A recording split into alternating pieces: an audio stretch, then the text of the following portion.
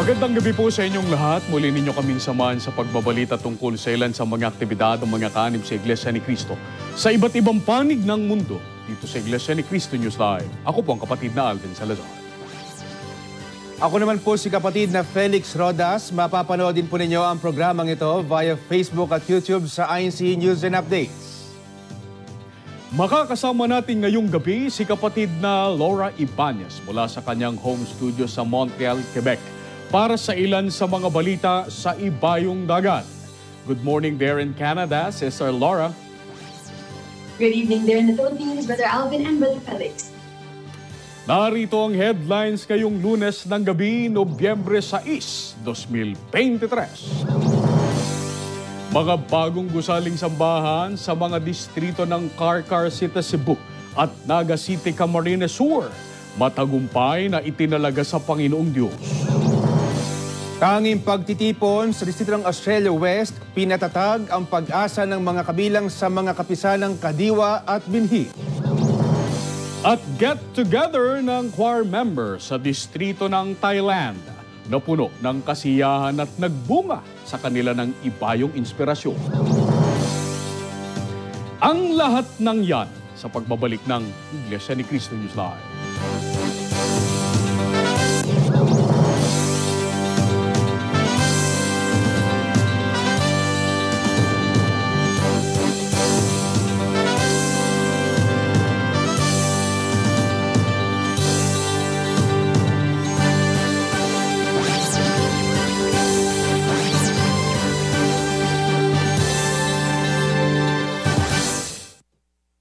Mga kaibigan, sa panibagong episode na ito ng programang ito ay ating pag-aaralan, aalamin, susuriin sa pamamagitan po ng Biblia. Ano po ang patotoo mismo ng Panginoon Diyos kung naging marapat ba ang tao sa pananagutan niyang maglingkod at sumamba sa Kanya? Ano po kaya ang naging uri ng pagkilala ng mga taong nagpapakilala pa man ding mga Kristiyano? Paano makikilala ayon sa Biblia ang mga taong sa halip na maisagawa ang tunay at marapat na paglilingkod sa Diyos, ang nagagawa pa nila ay pagtalikod sa Kanya? Ano po pagkakataong ibinibigay ng Panginoon Diyos sa mga taong tumalikod sa Kanya? Mga kaibigan, samahan po ninyo kami sa kabuuan ng gagawin naming pagtalakay dito po sa programa ng Iglesia ni Cristo, ang Pagbubunyag.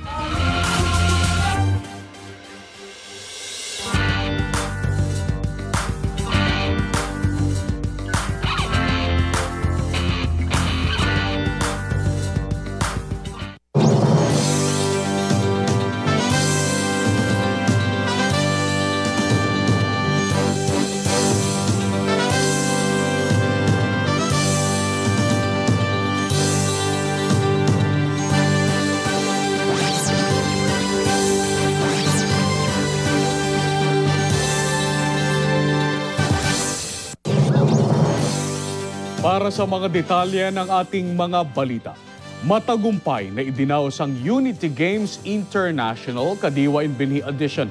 Kaugnay pa rin ang pagunita sa Golden Anniversary ng nasabing mga kapisanan, kung saan nagharap-harap ang mga Kadiwa at Binhi sa iba't ibang sporting events. Kaugnay po niya, narito ang medal tally ng malaking sporting event ng Iglesia ni Cristo.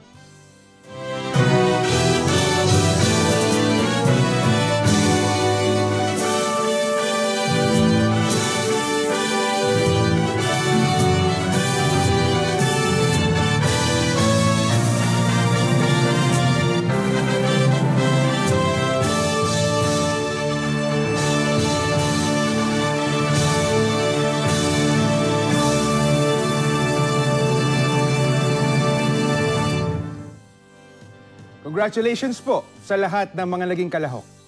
Samantala, ganap na pinakinabangan ng mga panauhin at mga kapatid sa distrito ng Pampanga North ang kanilang naging pagdalos sa isang tanging pagsamba at pamamahayag ng mga salita ng Panginoong Diyos. May report ang kapatid na Jufrey Tamala. Patibayin ang pananampalataya at ipalaganap ang dalisay na ebanghelyo. Ilan ito sa mga aral ng Panginoong Diyos na laging itinataguyod ng mga kaanib sa loob ng iglesia.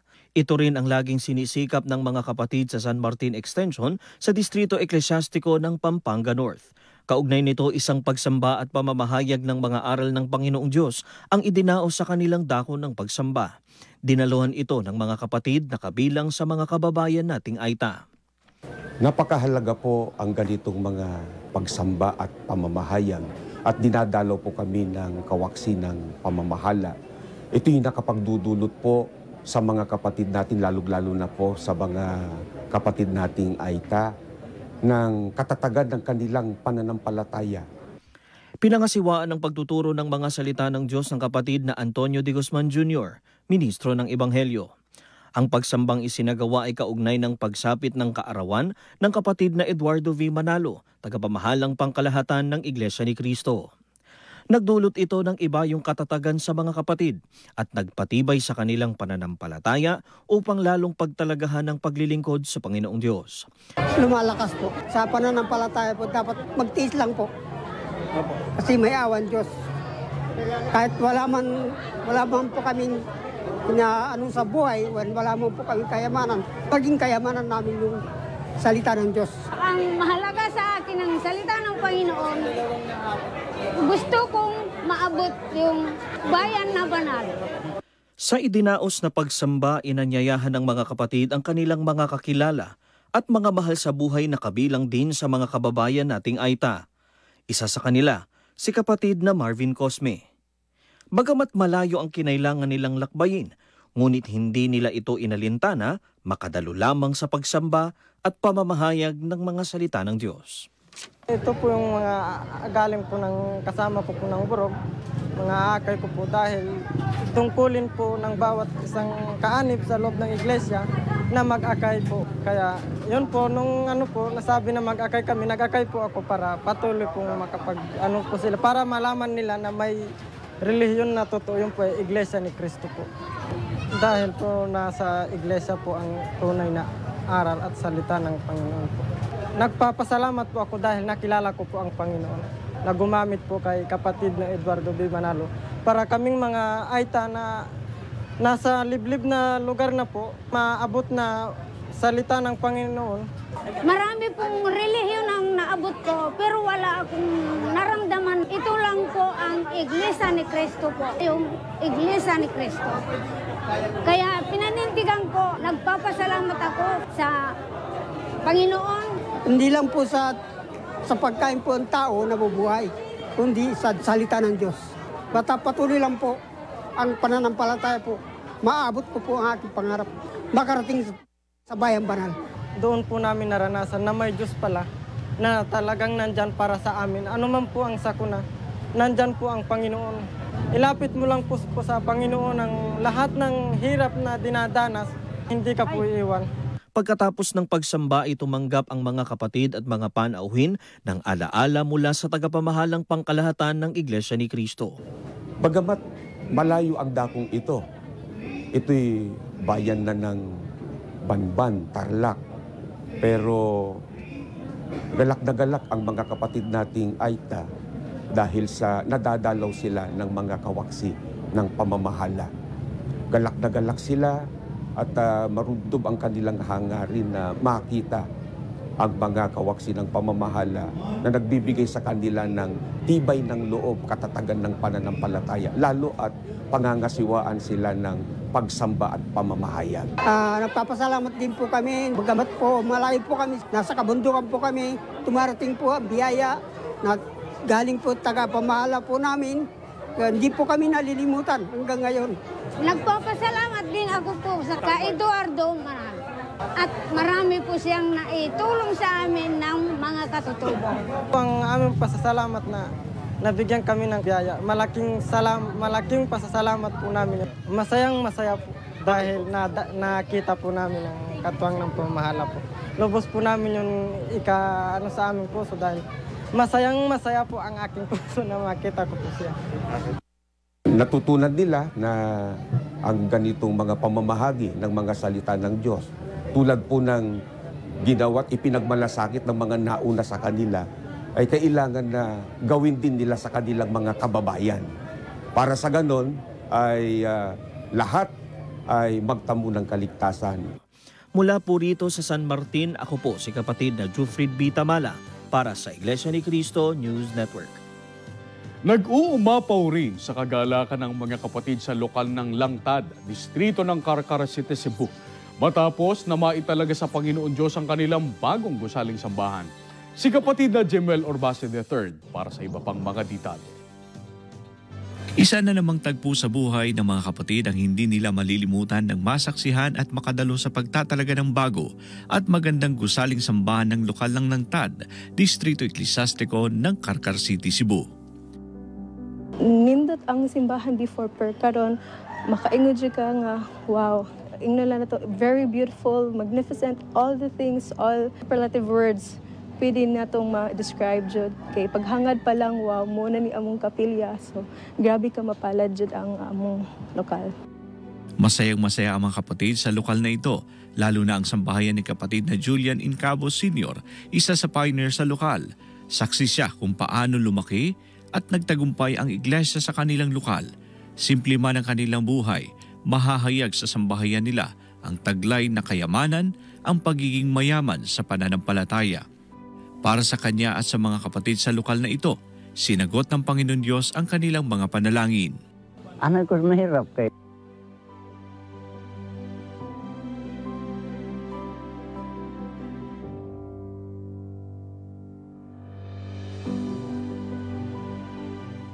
nangandoy gini matahong na balay simbahan. Unya giluhod pagay namo gi tribuna. Na ihatag unta sa Ginoo. May numduman sa mi pagdumala. Pero ihatag sa Ginoo. Manangada ko kaya among kalipay, bisan sa among kalisod, among kakabos. Nagpadayon gimi. Ang gusaling sambahan ay siya nilang dako. Dito nila na idudulog sa Panginoon Diyos ang kanilang mga pangangailangan at sa bawat mga pagsamba ay dito nila nararanasan ang pagkalinga sa kanila ng Panginoon Diyos. Yung Espiritu Santo na mo, kuhanin mo bitaw, na ay mag-guide sa imuhang kaugalingon nga, ubanan dyan ka sa Diyos sa imong pag-awit. Basta, daghan kong problema, Brad. Dahil sa among kawadon, among kalisod, kung wala ko laing idool sa Diyos nga unta. Labi ko niyang ubanan o hatagan pagkaligon sa akong pagtuman sa akong katungdanan. Kaya naman sa mismong araw ng tanging okasyon, sa mga pag-awit pa lamang ng mga pagpupuri nila sa Panginoon Diyos, biyayang espiritual na ang kanilang naramdaman.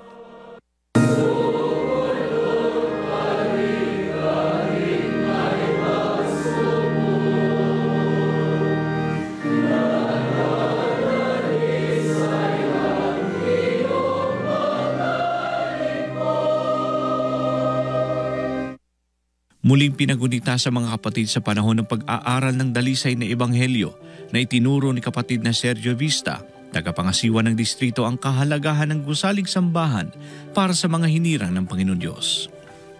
Para po sa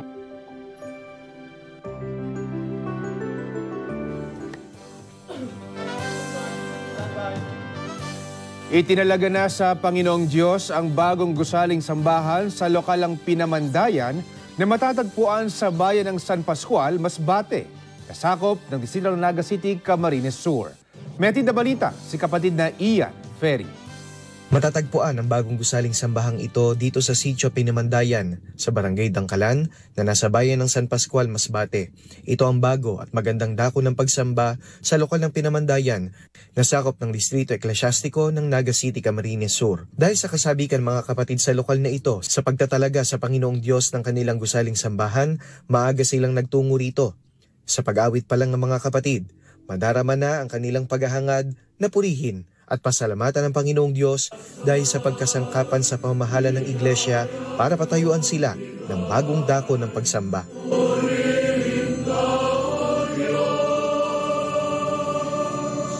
Pinangunahan ni kapatid na Misael Dungca Jr., tagapangasiwa ng distrito, ang pag-aaral ng dalisay na ebanghelyo.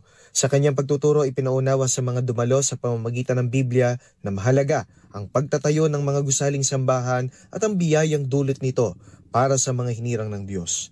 Atentibo ang mga kapatid sa pakikinig ng pagtuturo ng mga aral ng Diyos na lalong nagpatibay ng kanilang pananampalataya. Pahayag ng mga kapatid sa lokal ng Pinamandayan. Sa pinakamamahal naming kapatid ang tagapamahalang pangkalahatan, ang kapatid ni Eduardo B. Manalo. Mula po dito sa lokal ng Pinamandayan Distrito po ng Naga City, Camarines Sur. Maraming salamat po! Mula po rito sa bayan ng San Pascual, Burias Island, ako po si kapatid na Ian Ferry para sa Iglesia ni Cristo News Network. Samantala, nagkakaisa ang mga kaanib sa Iglesia ni Cristo sa walang pasubaling pagtulong sa kapwa-tao sa abot ng kanilang makakaya. Sa distrito ng Coronadal City, South Cotabato, nilingap din ng mga kapatid ang marami nating kababayan. Si kapatid na Eleanor Arsenio para sa iba pang mga detalye.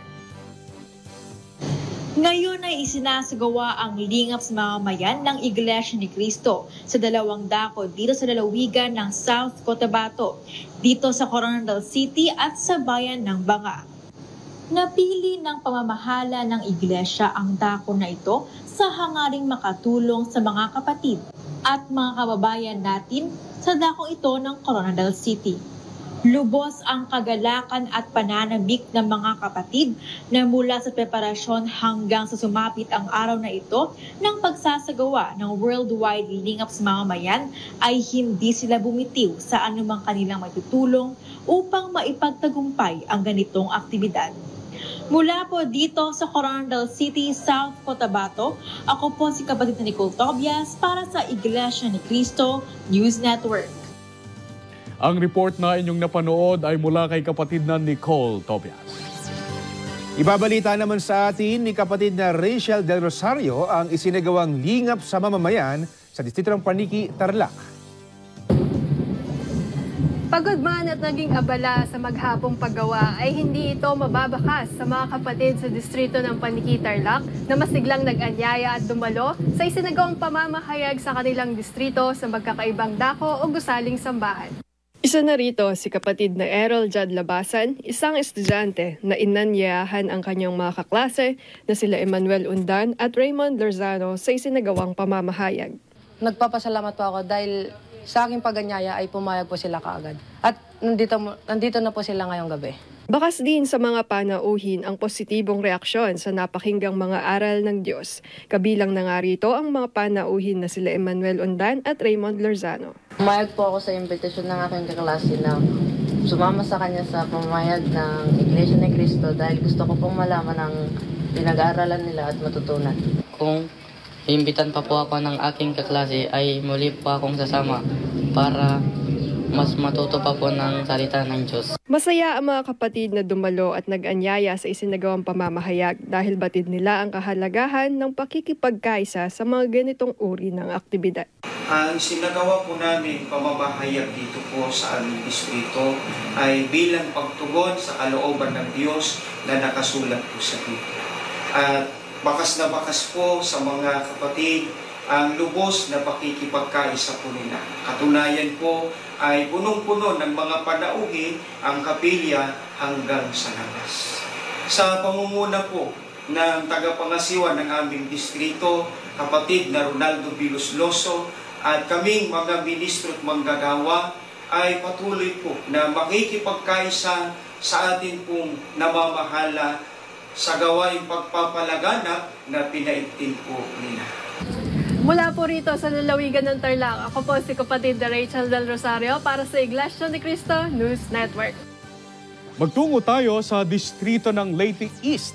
Maraming residente sa Limasawa Island ang nakapakinig sa mga aral ng Panginoon Diyos na sinasampalatayanan ng Iglesia ni Cristo. Si kapatid na Queenie Orenya ang magbabalita. Ang paglilingkod sa Panginoong Diyos ay katutubong pananagutan ng lahat ng tao sa Panginoong Diyos. Subalit, bago ito maisagawa ng tao, ay dapat muna niyang matiyak na nasa tunay siyang relihiyon at pananampalataya. Ito ang naging laman ng pagtuturo ng mga salita ng Panginoong Diyos sa isinagawang pamamahayag sa bayan ng Limasawa, Southern Leyte. Pinangunahan ng kapatid na Eric Noval, ministro ng Ebanghelyo ang nabanggit na pamamahayag. Atentibong pinakinggan ng mga kababayan sa isla ng Limasawa ang pagtuturo ng dalisay na Ebanghelyo. Ang ilan sa kanila na aming nakapanayam ay nagpahayag ng pagpapatuloy sa kanilang pagsusuri sa mga aral ng Panginoong Diyos na sinasampalatayanan sa loob ng Iglesia ni Cristo. Ipinagpapasalamat naman ng mga kapatid ang mainit na pagtanggap sa kanilang mga paanyaya. Napawi ang kanilang pagod at hirap sa paglalakbay nang magsidatingan sa nasabing dako ang kanilang mga naanyayahan. Mula po rito sa bayan ng Limasawa, Southern Leyte, ako po si kapatid na Queenie Yorenya para sa Iglesia ni Cristo News Network. Sa aming pagbabalik, makakasama natin si kapatid na Laura Ibanez para sa mga balita sa Ibayong Dagat. Susunod sa Iglesia ni Cristo News Live, ang Care for Humanity Project sa distrito ng Australia West.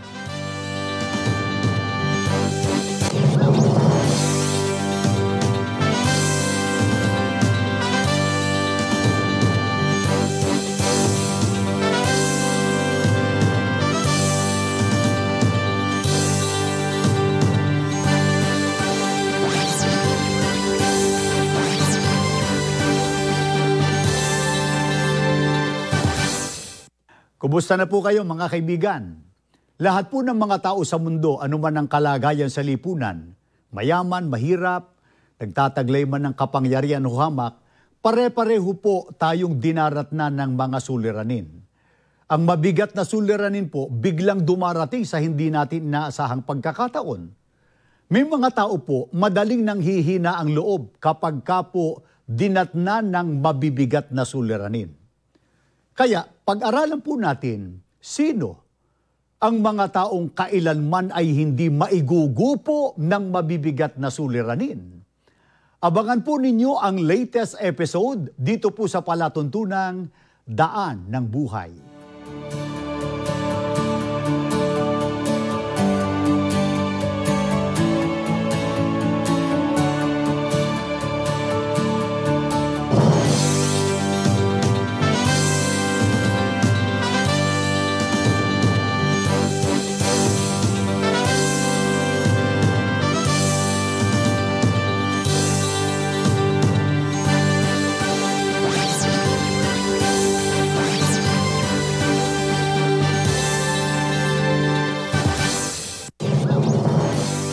Iglesia ni Cristo News Live is back. Sister Laura Ibanez will now join us from her home studio in Montreal, Quebec to bring the news overseas.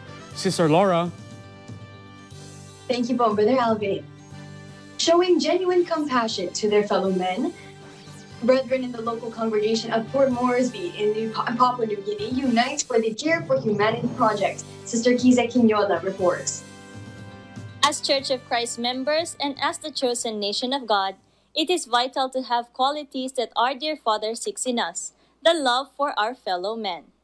We believe that whoever is generous to the poor lends to the Lord, and He will repay him for his deed. In the local congregation of Port Moresby within the Ecclesiastical District of Australia West, Minister of the Gospel Brother Mark Jason Montes took the lead in an initiative known as the Care for Humanity Outreach Program. This program is conducted in the suburb of Rainbow Settlement, a community predominantly comprising West Papuan refugees. West Papua, previously known as Irian Jaya Barat, is a province in Indonesia situated in the western half of the island of New Guinea. For these asylum seekers, Papua New Guinea played a pivotal role, being the first country in the Melanesian Pacific to provide refuge. This outreach Care for Humanity program is not just to help the less fortunate people of the city of Port Moresby. We traveled to Rainbow Village in Guerrero to help the West Papuan community. They are indigenous people from Indonesia that needs care and support. With the guidance of our district supervising minister, Brother Romeo E. Beltran, we came to their community and extended generosity. This act of kindness is indeed pleasing to our Lord God Almighty and a great way of uniting to our beloved Executive Minister, Brother Eduardo P. Manalo. In a narrow alley where homes were constructed from various sources of used cladding materials, members of the Church of Christ arrived bearing food and care packages. The community's leader, filled with joy, assembled her people to form a line eagerly awaiting the distribution of these goodwill bags. I'm very thankful that Church of Christ actually came to share with the communities today. The church and his team have done a great job in reaching out communities. Some, communities, they are not fortunate enough to afford little things, necessary needs every day. So basically bringing out people to come and share. Happy birthday from the West Papuan community to Brother Eduardo. Yes, may you share your whatever journey that you have with the rest of the people and to the world as well. The introduction of the Church of Christ and its mission caught the attention of the community's pastor.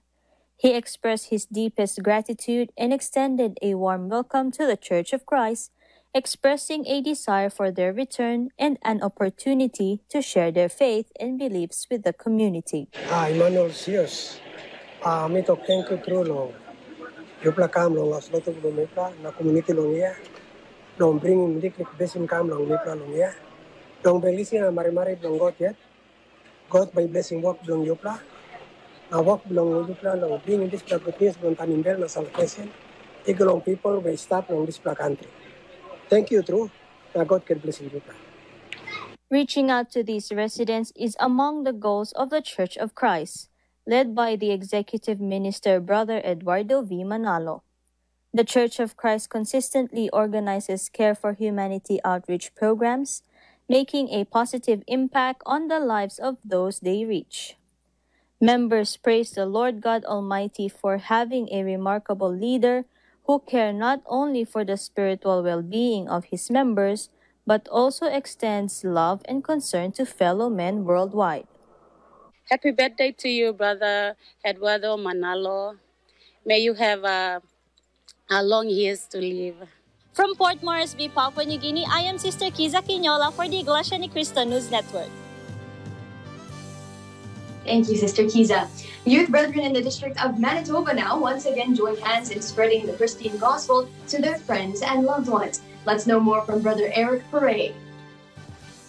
In part of the celebration of the 50th anniversary of the Kadiwa and Binhi organizations and the 54th of the Christian Brotherhood International Organization, the organizations together spearheaded the inviting of guests to an evangelical mission across the District of Manitoba. It was held at several houses of worship across the district by connecting with the live host site at the Winnipeg South Chapel through video conferencing. Led by the district supervising minister, Brother Roland Andrade, he preached a topic that many of the youth hear and learn in regards with science and the Bible. In today's world, there have been discussions among scientists to know whether the earth is flat, how the earth is being held, and the number of stars. It was through the Bible, Brother Roland was able to answer and explain these questions with the biblical verses. Through topics such as this, it is encouraged for the youth members of the Church of Christ to invite their friends and family who are not yet members to listen to God's words. It shows that they are united with the church administration in bringing in more people inside the church and fulfilling their duties as members of the Church of Christ. From Winnipeg, Manitoba, Canada, I am Brother Eric Paré for Iglesia Ni Cristo News Network. Likewise, an evangelical mission in the local congregation of Bangkapi, District of Thailand, enlightens guests about the true message of salvation. Sister Diane Nalmida has this story. A religious organization which is composed of students who are members of the Church of Christ, which aims to foster unity, brotherhood, and cooperation among its members, composed the Christian Brotherhood International, which is also known as CBI. Despite the busy schedule of these students in the local congregation of Bangkapi, Ecclesiastical District of Thailand, these young brethren who seek knowledge in this world made time to help in the propagation of the most important wisdom to enlighten other people about God's words, which leads to salvation. Spearheaded by the Assistant District Supervising Minister, Brother Edwin Estrellado, and the Resident Minister, Brother Christian Angelo Cervantes, The words of truth spread and received by the invited guests of the Brethren, especially by the CBI. The Brethren expressed that they will never stop to help in the propagation to give glory to God Almighty. From Thailand, I am Sister Diane Crystal Main Almeida for Iglesia ni Cristo News Network. Our next story takes us to Australia West, where a special gathering boosts the morale and conviction of Kadiwa and Binhi members. Sister Jeneline Guanzuan shares further details. In the Ecclesiastical District of Australia West, youth members expressed their deep gratitude to the church administration as they commemorated a significant milestone, the 50th anniversary of the Kadiwa and Binhi in the Christian family organizations. In a remarkable gathering, youth members from the Metro Melbourne region congregated at the Melbourne House of Worship, with brethren from across the district joining through video streaming. A special lesson was delivered by the district supervising minister, Brother Romeo Beltran, carrying a valuable message. He emphasized the importance of the youth remaining steadfast in their commitment to the church despite the inevitable temptations and trials they might face. Brother Romeo also highlighted the significance of expressing gratitude, love, and respect to their parents, who play a pivotal role in shaping them into strong and faithful members of the Church of Christ. These momentous occasions served as a wellspring of inspiration and strength for the youth as they navigate the challenges of this world. The Kadiwa and Binhi members of Australia West extend their heartfelt appreciation to the church administration for their love and concern, instilling in them a growing hope in the grace of our Lord God. This 50th anniversary celebration marked a significant chapter in their journey of faith and dedication. From Melbourne, Australia, I'm Sister Jeneline Guanzon for the Iglesia ni Cristo News Network. Similarly, Kadiwa brethren in the District of Hong Kong received renewed zeal in a special gathering. Sister Trisha Tobar tells us more. The Ecclesiastical District of Hong Kong recently organized a gathering for members belonging to the Kadiwa organization, a Christian family organization consisting of unmarried brethren over the age of 18. The special gathering was led by the district supervising minister, Brother Noer C. Misa, and took place in the two venues, which are the local congregations of Kowloon and New Territories, with Kadiwa brethren from all 14 local congregations in the Ecclesiastical District of Hong Kong proving their unitedness in attending. The special gathering was a holy occasion forming part of the commemoration of the 50th anniversary of the Kadiwa and Binhi organizations within the church. During this special gathering, brethren did not only take the opportunity to remain one with the church administration in praising and glorifying the Almighty God, but also received the holy words of God. In particular, the brethren received guidance on the importance of staying away from bad influences and the proper way of always upholding Christian values as youth members. Through their active attendance, brethren proved their fervor in serving the Almighty God and strengthening their faith. With many more milestone occasions and events to come, the brethren look forward to the continued success of the Christian family organizations and express their hope to remain united in aim and spirit with the church administration. From Hong Kong, I'm Sister Trisha Tobar for the Iglesia ni Cristo News Network. Meanwhile, another worthwhile seminar in the District of Malaysia imparts important tips on how to avoid burnout to Buklod members in the local congregation of Bangsar. Sister Kate Sebastian keeps us posted. With a fast-paced environment, maintaining a healthy mental and physical well-being is a must. The church organization, through the Christian Family Organization, launched an activity that reminded the Buklod organization or married members of the Church of Christ in the local congregation of Bangsar, Ecclesiastical District of Malaysia, on how to avoid burnout in their recently held seminar.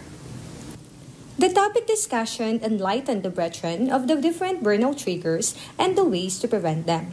Brother Rolando Roa, who is working in an information technology industry, learned a lot from this activity. One of the key takeaways that I've learned in this seminar would be to actually exercise, because I don't usually exercise, and I didn't know that by doing so, you are doing your body and your mind a great deal of favor, so to speak. Basically, you're preventing your level of stress from escalating, and basically you are preventing burnout, which is very important because not everyone, not all of us know that a little bit of stress can actually lead to very serious things. So I'm very thankful that I was a part of this seminar. And I appreciate the church administration for allowing us to have such activity.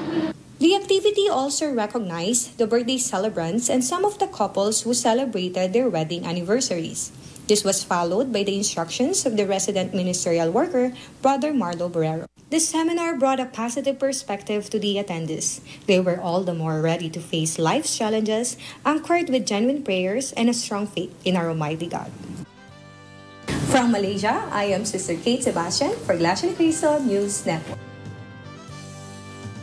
And those are just some of the activities of the Iglesia ni Cristo from outside the Philippines. Back to you po, Brother Alvin again. Thank you so much, Sister Laura, for joining us tonight. Please stay with us. News about the get-together of choir members in the District of Thailand is up next.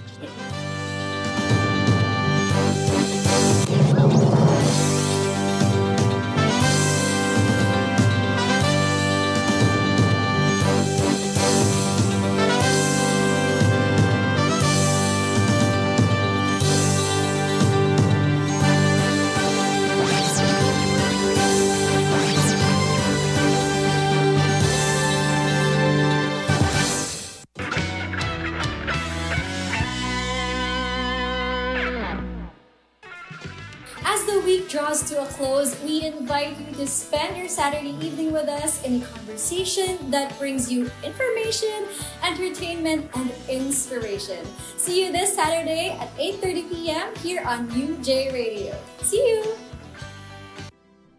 Mga kaibigan, maraming kasawian po ang dinaranas ng tao sa daigdig at mayroon pang lalong mabigat na kapahamakan na itinakdaan Diyos sa mundo sa araw ng paghuhukom. Ano po ang dahilan nito? At ano ang itinuturo ng Biblia na lunas sa lahat ng kasawian ng tao, lalo na po sa kakilakilabot na kapahamakan na magaganap sa araw ng paghuhukom? Abangan po ninyo at yan ang tatalakayin namin sa inyo sa pamamagitan po ng Biblia sa pinakabagong episode ng programang Ang Iglesia ni Cristo.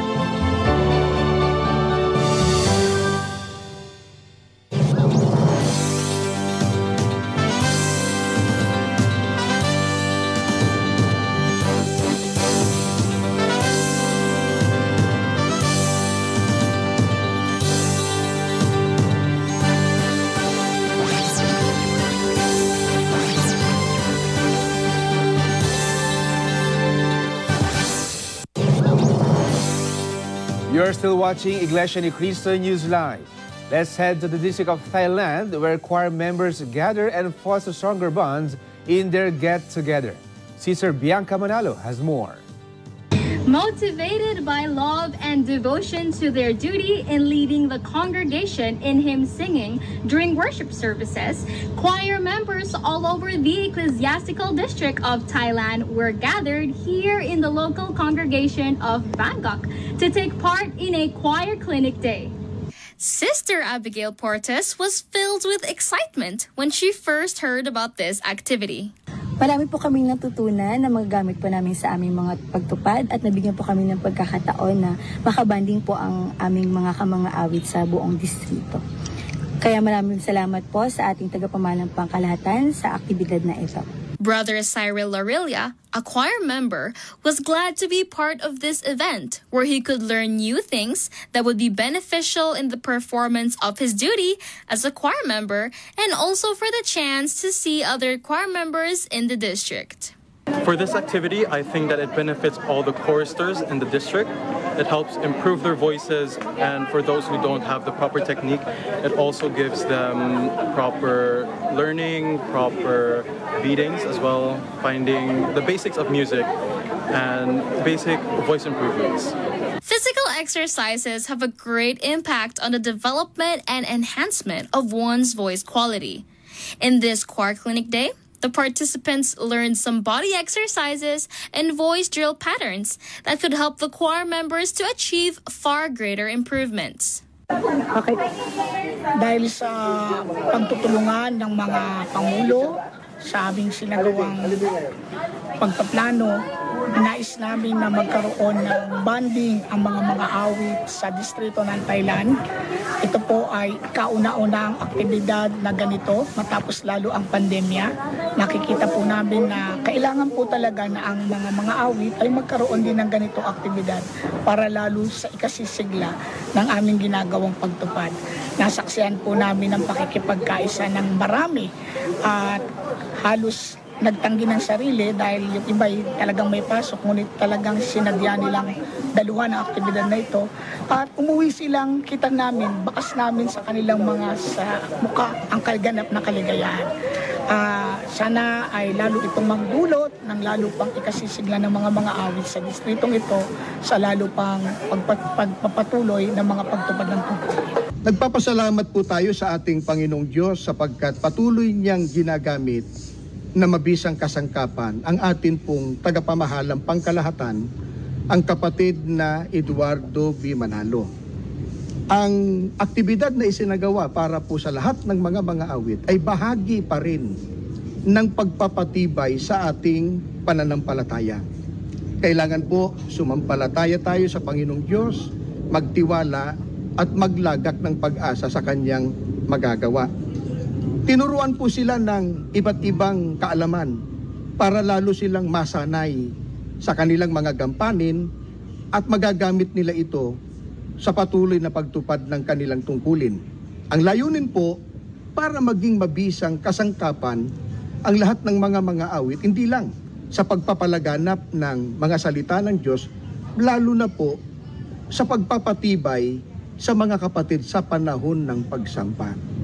Mananatili pong tapat at masigla ang lahat ng mga awit dito po sa distrito ng Thailand na ang layunin at atin pong nilulunggati ay mabigyan po ng kaluwalhatian ang ating Panginoong Diyos. The humble goal of all the choristers who dedicated their day to learning, having a great time, and being more inspired is to enhance their abilities and gifts to be utilized in the fulfillment of their duty, and all the more bring praise to our Almighty God. From Thailand, I am Sister Bea Manalo for the Iglesia Ni Cristo News Network. This time, Sister Renelyn Carmelo will share with us the details of the 5th anniversary celebration of the local congregation of Tuen Mun, District of Hong Kong. Another year of God's blessing as the local congregation of Tuen Mun celebrates their 5th anniversary. Officers from the Christian Family Organization and from different departments helped to prepare for this big event through the guidance of Brother Ricky Franco, Minister of the Gospel and residing minister of the congregation. The said occasion was graced with the presence of all the ministers who were assigned in the local congregation before, and Brother Noel Misa, the district supervising minister. Brethren with their guests enjoyed the presentation prepared by each area and department. They joyfully sang their own rendition of INC original music. Some fun games and prizes were enjoyed as well. Everyone was so happy to be part of the said celebration. As a part of this event, I am so glad because today we are asked to perform and it strengthens the bond and brotherhood of the brethren. Brethren from the local congregation of Tuen Mun was so thankful to our Almighty Father and to the church administration, Brother Eduardo V. Manalo, for their continuous guidance. We would like to thank our executive minister, Brother Eduardo V. Manalo, for giving us this opportunity to have these gatherings. Rest assured po, brothers and sisters in the local of Tuen Mun will always be united to the church administration. From Hong Kong, I'm Sister Renelyn Carmelo for Iglesia ni Cristo News Network. Samantala, bumalik tayo sa mga balita rito sa Pilipinas. Ibabalita ni kapatid na Joan Vallo ang idinaos na Museum Heritage Tour ng mga kapatid sa Distritong Lingayen, Pangasinan. Nagsagawa ng Heritage Tour sa INC Museum ang lokal ng Kalasyaw, Distrito Eklesyastiko ng Lingayen, Pangasinan sa kanilang ika-84 na anibersaryo. Sa pangunguna ni kapatid na Mark Dairit, ang destinado ng lokal, nagkaroon ng pagkakataon ang mga kapatid na maglakbay upang magkaroon ng kabatiran sa kasaysayan ng Iglesia ni Cristo. Kasama ng mga kapatid ang kanilang pamilya sa nasabing tour. Nag-uumapaw po ang aming kagalakan, lalo na po ng mga kapatid sa lokal ng Kalasyaw, sapagkat ito po ang unang pagkakataon na sila po ay nakapunta sa ating museo. Ang aktibidad po na ito ay bahagi po ng aming paggunita sa ika-84 na anibersaryo ng aming lokal. Napakalaki po ng maitutulong ng ganitong mga aktibidad sapagkat totoong nakapagdudulot po ito ng kasiglahan at inspirasyon po sa mga kapatid, lalo na po sa mga kabataan na matuklasan nila at malaman po ang kasaysayan ng Iglesia ni Cristo. Sa pagpasok sa INC Museum, ang mga kapatid ay naantig at namangha sa 2 wall mural sculpture na makikita sa labi pa lamang ng museo. Isa dito ay ang bas-relief sculpture. Ito ay hindi lamang simpleng kahoy na likha, kundi mga likhang sining na sumisimbolo sa pag-uumpisa ng Iglesia ni Cristo sa pangangaral ng kapatid na Felix Y. Manalo. Bukod pa rito, pinag-usapan din ng mga kapatid ang arkitektura ng INC Museum na may 5 palapag at maluwag na bulwagan na may mga kasangkapan at materyales na lokal o katutubong Pilipino. Ito'y hindi lamang isang pasilidad na puno ng mga makasaysayang exhibit, kundi isang gusaling may natatanging arkitektura na nagpapakita ng kahalagahan ng pagsasama-sama at pag-unlad sa Iglesia ni Cristo. Ang disenyo ng museo ay nagpapahayag ng matagumpay na pag-usbong ng Iglesia mula sa maliit na simula hanggang sa buong mundo. Hindi lamang iyon, kasama sa kanilang paglalakbay ang pagbisita sa Museum Cafe, kung saan nakapagpahinga at nakapagkwentuhan ang mga kapatid habang nag-e-enjoy ng masarap na pagkain at kape. Ang kanilang paglalakbay sa INC Museum ay nagdulot ng mga makabuluhan at natatanging karanasan para sa kanilang pananampalataya at komunidad. Mula po rito sa Lingayen, Pangasinan, ako po si kapatid na John Morel Vallo para sa Iglesia ni Cristo News Network. Patuloy po namin kayong inaanyayahan na abangan ang iba pang mga balita tungkol sa mga aktibidad ng mga aktibong nilalahukan ng mga kaanib sa Iglesia ni Cristo sa mga programang Ibalita ang Pagliligtas alas 12 ng tanghali, The Good News tuwing alas 11 ng gabi mula Lunes hanggang Biyernes. At yan po ang mga balita ngayong Lunes ng gabi. Ako po, si kapatid na Felix Rodas. Sa pangalan po ng kapatid na Laura Ibanez, nang nakasama po naming sign language interpreter na si kapatid na Jordan Ibanez, mga INC News correspondent sa iba't ibang panig ng mundo at ng mga nakasama po naming technical and production team. Kami po ay nagpapasalamat sa inyong pagsubaybay sa Iglesia ni Cristo News Live. Ako po ang kapatid na Alvin Salazar. Magandang gabi po.